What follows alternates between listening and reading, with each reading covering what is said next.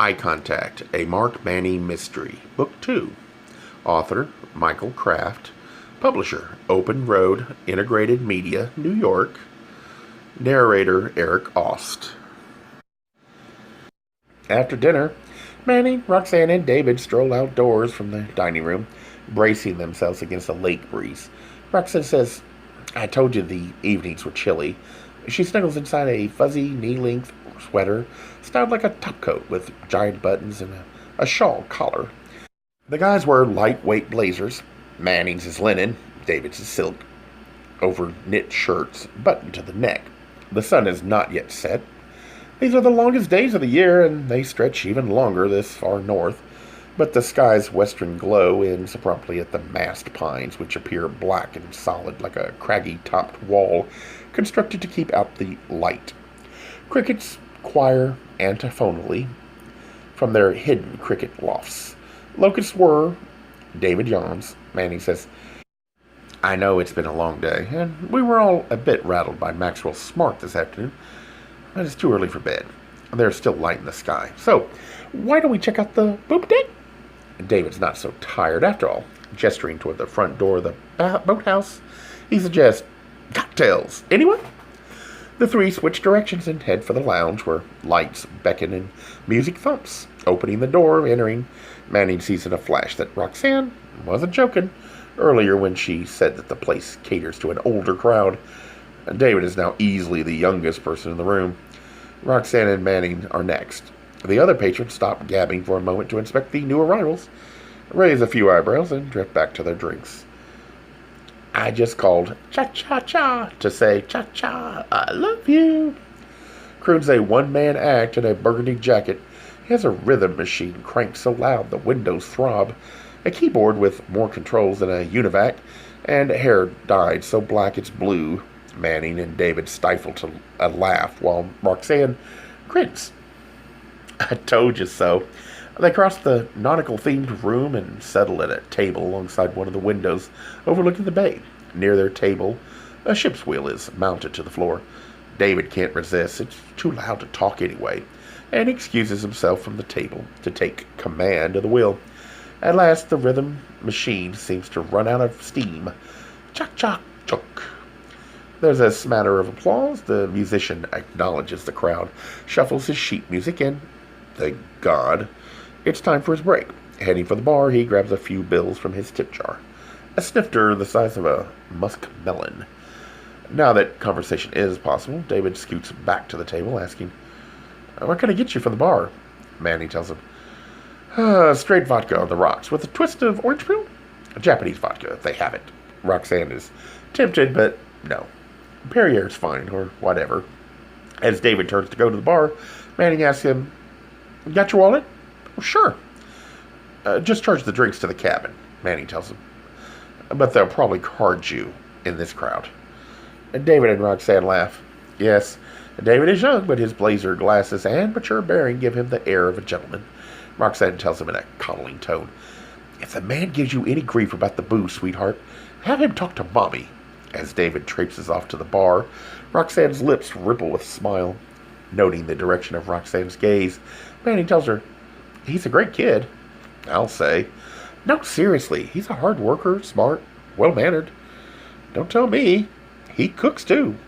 Manning laughs.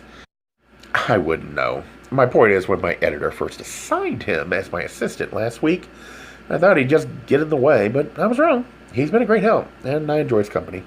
Roxanne leans close over the table. Her tone is confidential. "I'll bet you do." "I mean, he's interesting. I haven't really known anyone of his generation. They've got some different ideas." Roxanne leans back in her chair, examining her nails at arm's length. She ponders aloud. "I wonder if he likes older women." Now it's Manning's turn to be coy. He leans toward her. "Don't bank on it." "What do you mean?" With a know-nothing shrug, she again tells her, "You'll have to ask David." David reappears with their drinks. "Ask me what?" Roxanne eyes Manning wryly, then says to David, "I'm supposed to ask you about your taste in women." Unprepared for the topic, David stammers. Changing the subject, Manning pulls out a chair for David and tells him, "Join the party." "Did he card you?" "Nope. says David, distributing the drinks. He was so stooped over, he never even looked me in the eye. Hey, time for a toast. They all raise their glasses, Roxanne says. For starters, to the successful completion of your big story. May a partridge prize await you. Manny returns the courtesy to the successful resolution of this crink in your relationship with Carl. May your worst suspicions prove unfounded. And to Neil, says David, I wish he could be here with us. Hear, hear, says Roxanne. To Neil, says Manny, and they all drink, just as they are about to settle into some frivolous conversation. Having exhaustively discussed plots and counterplots all afternoon, Manny feels the tingle of the pager on his belt. He unclips it and reads the number. Speaking of Neil, he tells the others, a summons from the home front. It might be important, and besides, I'd like to talk to him. He rises. Do you mind? No, they assure him. Not at all. He picks up the glass that he has barely sipped to take it with him to the cabin. I don't know how long this will take, so don't wait around for me. If I don't see you later, Roxanne, sleep tight. He steps to her side of the table and leans to kiss her cheek. Behave yourself, he says into her ear. I'm not the one who's drinking, she reminds him, tapping her water glass. He squeezes her shoulder, tells David to have fun, and leaves the lounge. It's noticeably darker outdoors. Now, cooler too, and Manning paces briskly toward the cabin, only a few hundred yards away, carrying his icy drink. Underfoot, the asphalt paving changes to gravel driveway. His shoes crunch the stones as he approaches the cabin, guided by the glow of a yellow bug light near the door. Arriving on the stoop, he fishes for his key and turns the lock. After that incident on the bay, he decided he'd been too lax and trusting. It was stupid to leave the cabin unlocked earlier. To everyone's relief, there were no signs of intrusion during their afternoon absence. There was little worth stealing anyway. Manning's computer files and notes were all safe in the trunk of his car. Entering, he switches on lights, crosses to the bedroom desk, and sets down his glass. Through the picture window in the living room, he sees the evening's last glint of orange on the water. Even the indoor air is chilly. So he leaves his jacket on, but doesn't take time to fuss with the heat. He wants to return Neil's call. The message light on the phone is blinking. But Neil comes first. Manny sits at the desk, unbuttoning the top of his shirt. He flips open his reporter's notebook and sets his capped pen next to it. In case Neil has business, he sips his vodka, then dials the other phone. Rings 4 times. Then the answer machine starts its spiel. Manning glances at the watch. Damn. Then Neil picks up the phone, interrupting the machine. Hello? He sounds winded. Hi there. Did you just walk through the door? I just jumped out of the shower, Neil tells him. Going out? Asks Manning, trying not to sound as if he's prying. You usually shower in the morning. Rest easy, work. It's been another hellacious day, and I had a few errands to run this evening. Just trying to cool off. They say better weather's on the way. It's already here. Manning huddles into his jacket. It's cold tonight. Then you'd better build a fire. Manning relaxes in the chair, stretching his legs. Matter of fact, there's one all ready to go. There's a wonderful stone fireplace. None of that gas log nonsense. Neil is impressed. Sounds great. Everything's lovely, kiddo. I wish you were here to share it. Me too. Here in the loft, I enjoyed having some personal space for a change. For an hour or two. But the flush of independence faded fast. I want you back here. Manning sips his drink. Come morning, David and I will be on our way. How is the lad? Fine. He's over at the cocktail lounge with Roxanne. And what about Rox? What was so urgent that you had to hightail it up there? Manning leans forward on the desk as if inching closer to Neil. Get this. Carl was called into town for a board meeting of the Christian Family Crusade. What? Manning cups the receiver to his mouth as if speaking into Neil's ear. It gets even screwier. Zarnick himself was apparently at the same meeting. Roxanne suspects the worst. Carl is involved with the CFC, and they're all knee-deep in the Zarnick scam. Plus, I can't help wondering about Cliff Nolan's dossier on Carl. There's got to be some other explanation, says Neil, his voice laced with doubt. This is starting to sound way too sinister. Manning is tempted to tell Neil about the eavesdropper on the pier, but that would only worry him, and right now he has pressures of his own to fret over. Manning says, you're probably right. Even if Roxanne has correctly concluded that Carl Crichton is somehow associated with the CFC, he is, after all, a lawyer, and I'm sure the Crusade pays plenty of them. I can't think of any plausible connection between a bunch of irrational fundamentalists and Zarnick. A man of science? Granted, he's just putting on an act, but why? Oh, Neil remembers. The reason I called. Did Victor Utley phone you? Manning looks at the winking red light. I'm not sure. There's a message. Victor phoned you here at home tonight, and I gave him your number up there. You guys have been missing each other's calls, right? He wouldn't tell me exactly what he wanted, but he did say to let you know that he needs to talk to you about something important. In turn, I told him that you, too, have something to discuss with him. Access to the laser projectors? He seemed to think he could pull some strings. He wants you to call him about it. Then after we hung up, it occurred to me that he has theatrical connections all over the city. Manning swirls the ice in his glass. So, what did Claire Gray tell you? The man posing as Zarnick must be a professional actor, right? Maybe Victor could help put the finger on him. Manning has begun taking notes. He stares at them in silence for a moment. Thanks, Neil.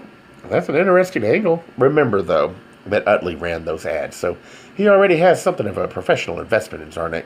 He may not enjoy hearing that he's involved the mayor's office in perpetrating a hoax. That's a valid concern, admits Neil, but knowing Victor, I'd characterize him as a publicity hound. He'd love making headlines, even if they proved he was injudicious in running those ads. He could claim he was victimized. Manning laughs.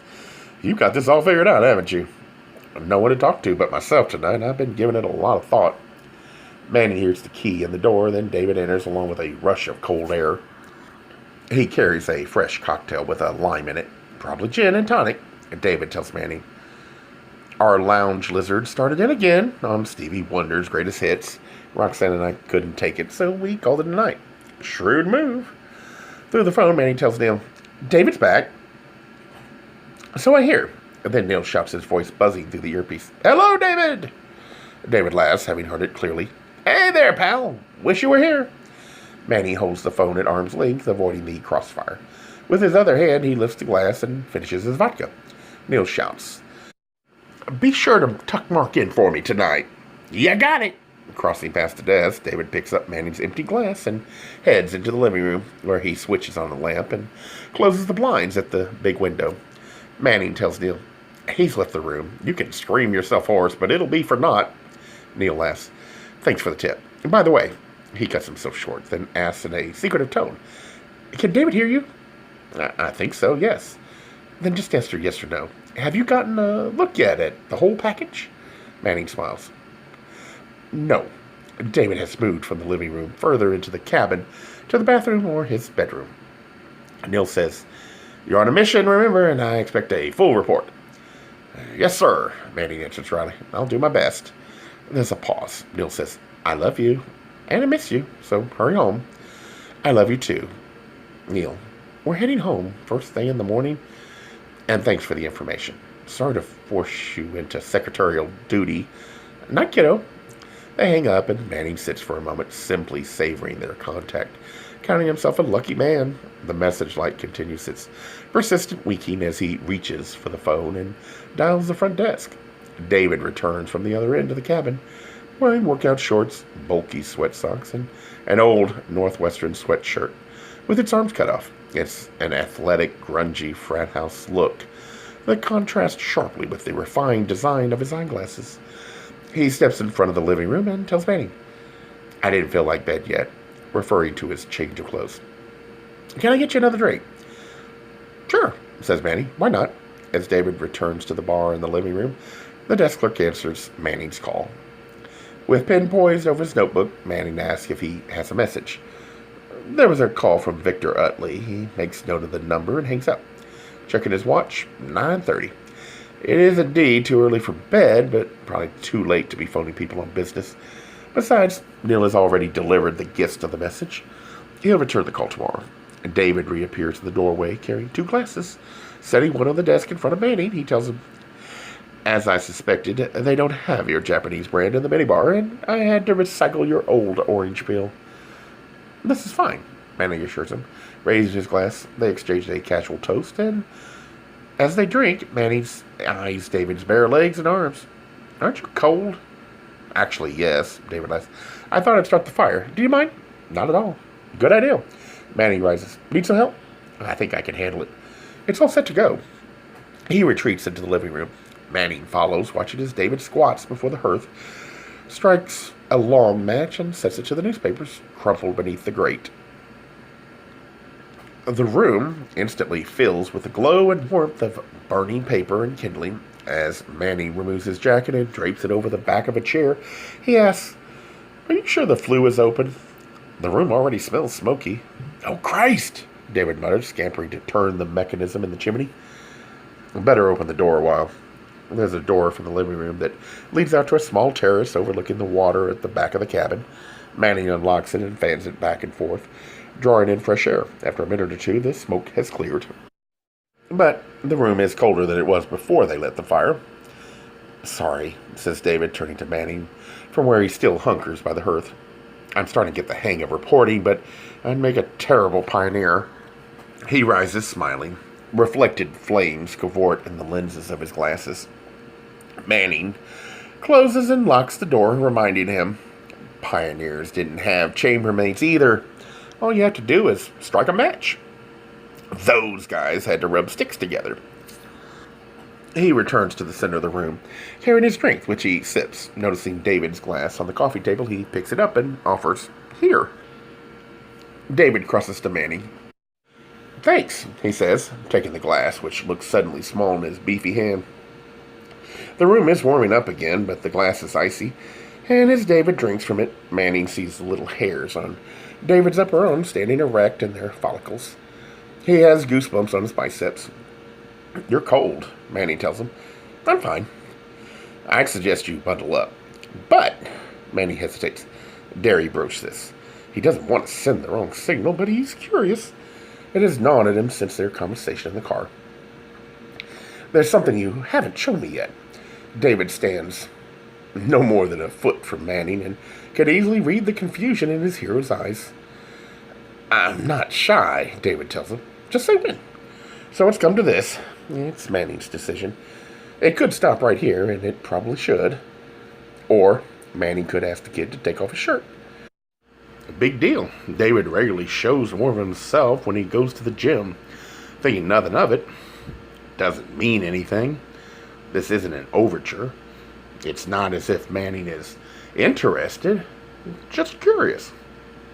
He needn't feel accountable, let alone guilty, for an inquisitive foray into the cultural identity of a younger generation. That's all it is, really. And besides, only 2 minutes ago, Neil actually encouraged him to get a look. Neil couldn't possibly object to this, could he?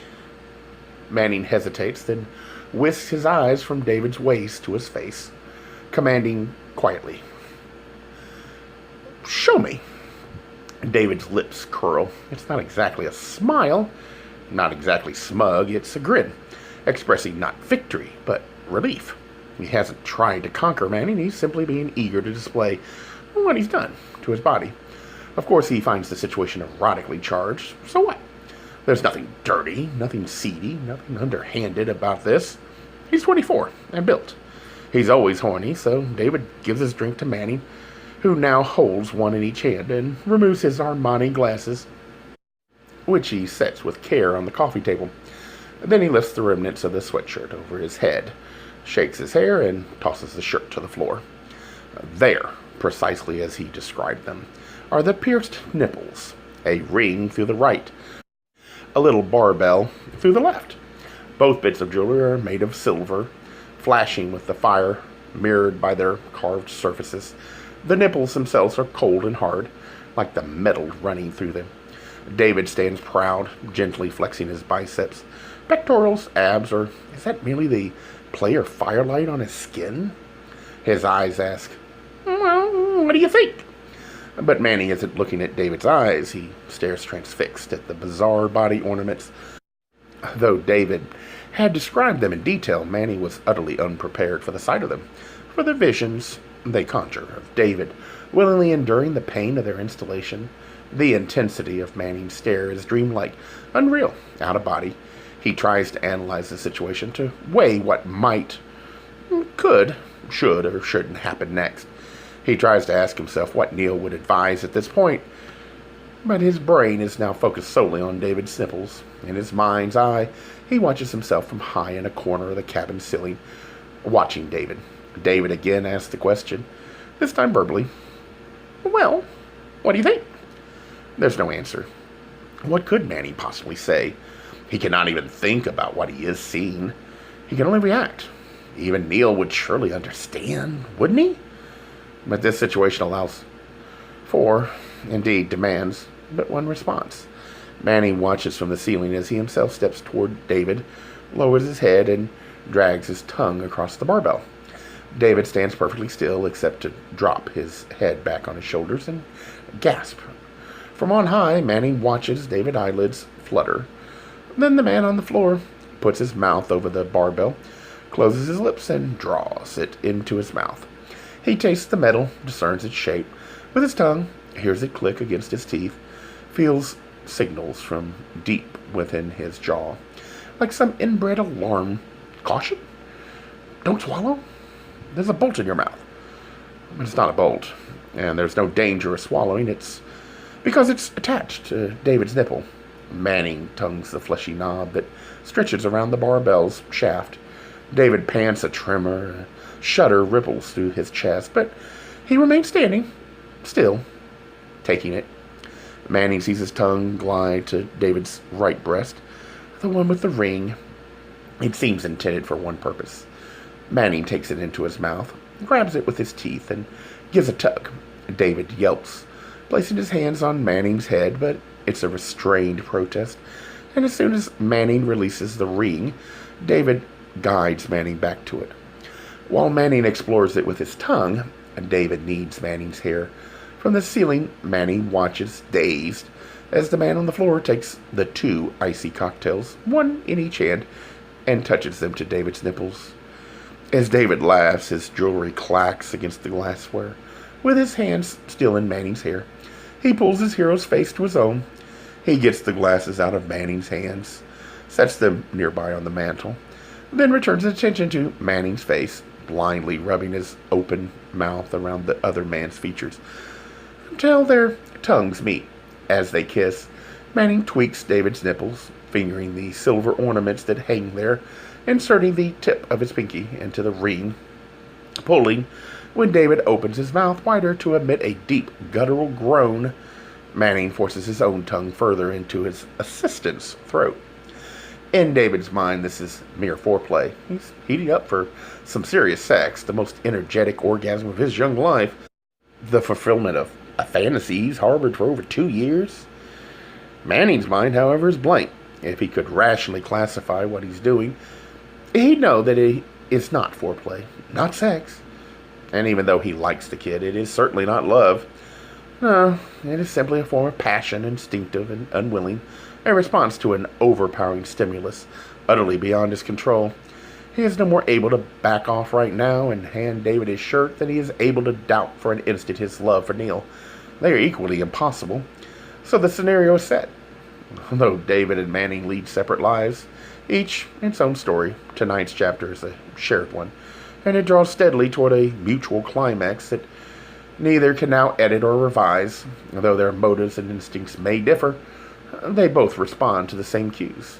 This scene can end only one way. Manning's hands are still busy on David's chest.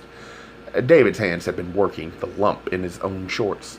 Now he slips the waistband below his hips, lets the shorts drop to his feet, and kicks free of them.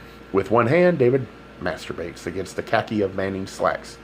With the other, he grapples to unfasten Manning's buckle.